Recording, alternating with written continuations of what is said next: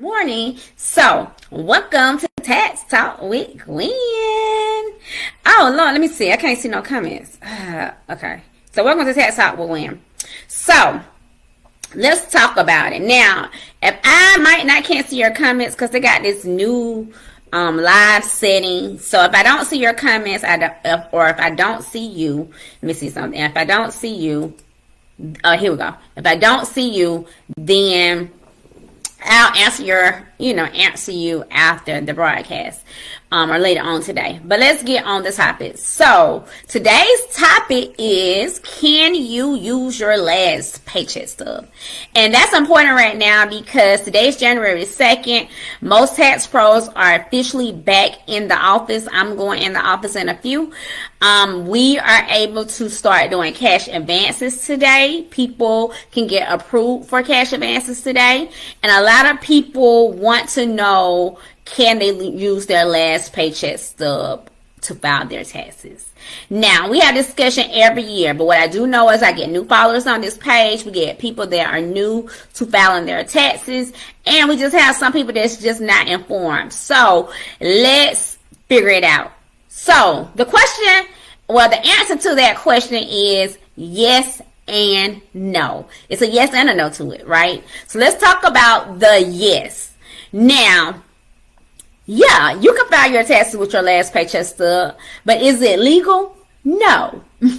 So according to the IRS guidelines, really the Circular 230, you might not even know what that is, but though that is where the IRS have do's and don'ts, the laws of ultimately what tax professional, EROs, EAs, different people that file taxes, they have what we can and cannot do. And one of the things that we cannot do and we're not supposed to do, and that's not just with the IRS, that's with our third party bankers as well, we are not supposed to submit tax returns with last paycheck stubs.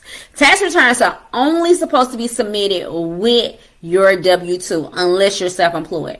The only time you can even possibly legally supposed to use a last paycheck stub is around mid-February when everybody have had to have their W-2s out to the employees and you possibly didn't get yours. So then you can file a substitute W-2.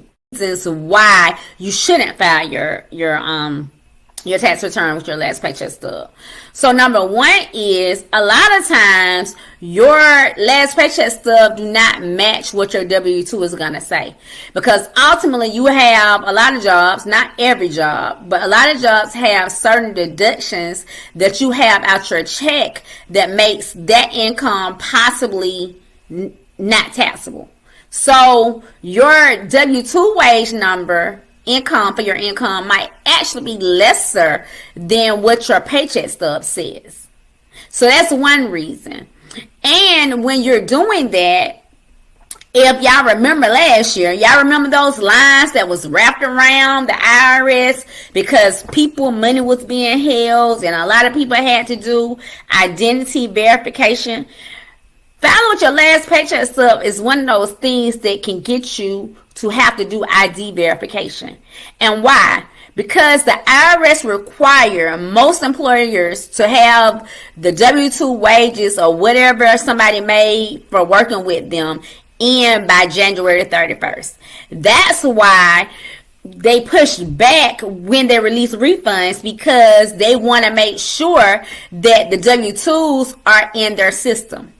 So when you're filing your tax return and your W-2, not your W-2, but your paycheck stub information is in that W-2, and it doesn't match what the IRS have in their system, that can trigger them to want to identify your identity.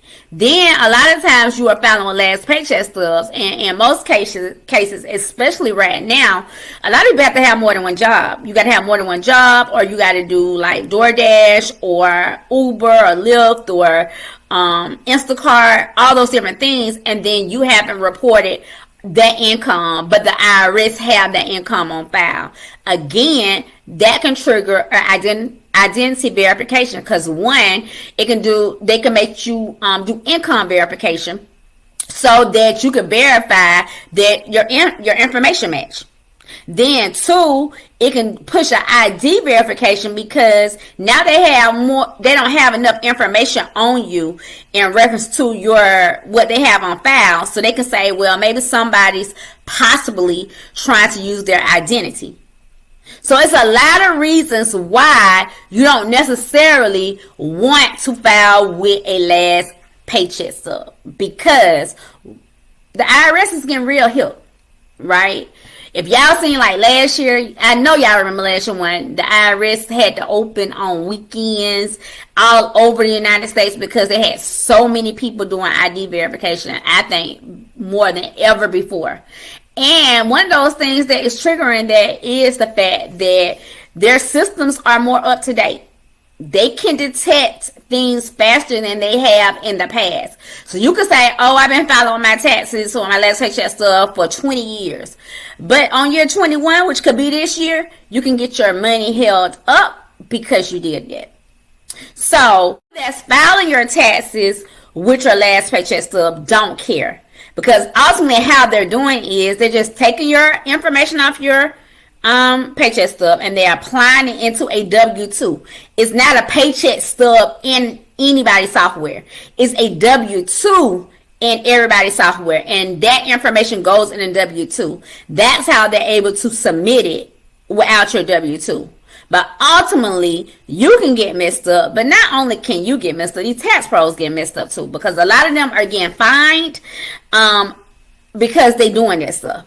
And so also, if you've been filing with last paycheck stubs in these last couple of years, and then you go to your same tax company this year and they be like, no, I can't do it, but they've been doing it all these other years, then they try not to get in trouble, or they already got in trouble. So that's what's going on. Don't get mad at the people. They just trying to protect themselves. But no, you are not supposed to file with a last paycheck stub. I advise you to wait until you get all of your documents. Most people are not going to get all of their documents until the end of the month. Some people might. I know we had a person call us the other day, and they already got their W-2. I hear ADP, a lot of the people that use ADP is releasing W-2s. So some people might have their W-2s. But let's go back and think about it. You might not just have your W-2. You might have a 1099. You might have, your child might have went to school. You need their 1098-T. You need your mortgage interest statement. It's so many documents that you need to file your taxes. So running into the tax company trying to get your taxes done right now when you don't have all your information is just not a good idea. And it's definitely not a good idea because the IRS is not playing. Okay? I can only imagine what this year is going to look like. They are not playing. So I cautious you and not trying to file your last paycheck stub. Wait. And for all your tax documents. And if you have not updated your address with, your former employer or with your current employer, if they mail it out. I know a lot of people make people download their W-2s now, but some people still put W-2s in the mail. So if you have not updated your information with your last employer, make sure, or if you did contract work with somebody, like you're self-employed and you did contract work with somebody, then you need to make sure you get your address updated so they can send you your 1099 as well. Because we only talk about paycheck stubs. If you are self-employed, because that's what they're advertising. Like, self-employed people, come on in and get your taxes done. Come on in and get your taxes done. But with self-employed people, it's a couple of things you need to be aware of. And one thing is, if you filled out a W-9 for anybody company, okay, for any work that you did, then more than likely they're going to send you a 1099 NEC. And if you don't have those calculations or their calculations are off, then that can be an issue for you as well. So make sure y'all, wait for those make sure y'all wait for those W-2s. Now, the last thing I want to tell y'all is y'all returns are not going out right now. Okay? They are not going out right now.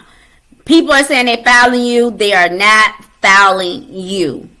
The IRS has not announced an official date for this tax season yet.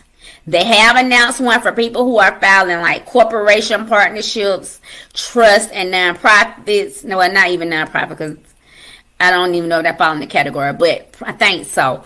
But that's January the 15th. But if you are someone who filed self-employment on a Schedule C, which are individual taxes, or you an employee for a company, then no date has been released. I see people throwing out January the 25th. That's the date they throwing out. We do not know.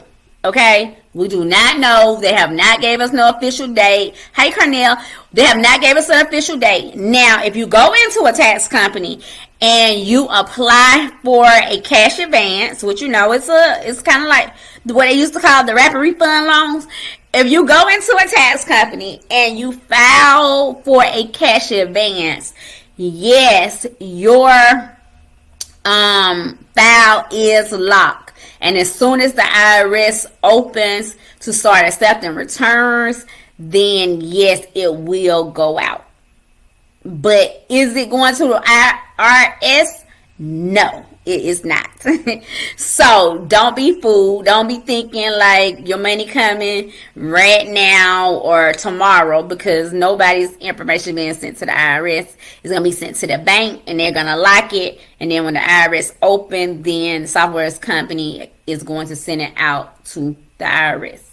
The other thing is, just be reminded, and I remind y'all of this in every video, and that is, remember, the PATH Act is still here. And if you don't know what the PATH Act is, that means if you have earned income tax credit, child tax credit, additional child tax credit on your tax return, know that the IRS is not going to release your money until after February the 15th. The date usually is around the 20-something, 21st, 22nd, 23rd. That's usually when they have their first drop. So, know your money. If you file today, getting a cash advance, you are not getting your money if you got either one of those credits until after February the 15th. Now, the good part of it is like with some banks, like with my partnering bank, they have this thing called Fast Forward. And what Fast Forward is you can select that when you file your taxes, but you got to have direct deposit. So if you ain't got no direct deposit information, you need to get direct deposit information. But you're able to apply to get your refund 5 days earlier. So that means if the first drop is like the 20-something, you could possibly get yours 5 days earlier. Up to 5 days earlier. So they got some new stuff going on that could possibly help some of y'all. But no, you ain't gonna get it before February the 15th. Okay? So,